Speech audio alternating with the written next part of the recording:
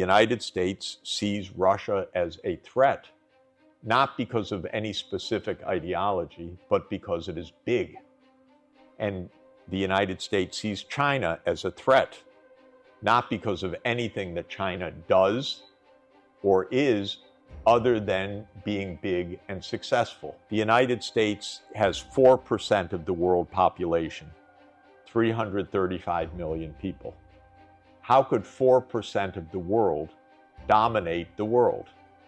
It's not possible, except if all the rest of the world were to remain poor, unsuccessful, backward, and so forth. But there's not only no moral reason for that, there's no practical reason why that should be the case. So I long believed that poorer countries can grow faster and catch up. But it's also wrong economically, because Russia will catch up. China will catch up. Africa will catch up. And the United States will find out that being 4% of the world population is just 4%. It's not enough to rule the world.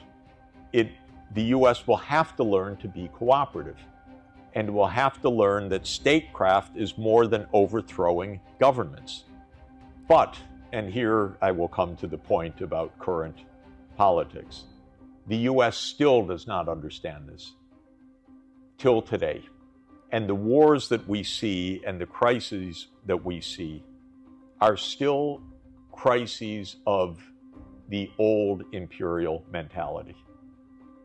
So the war in Ukraine is a war that the U.S. caused, not a war that Putin caused, but a war that the U.S. caused by expanding the military alliance, NATO, eastward, and trying to set up a military base or bases in Ukraine and in the South Caucasus, especially the country Georgia.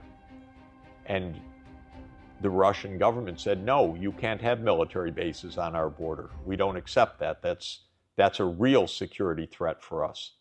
And the American position was, it's none of your business, Russia, what we do.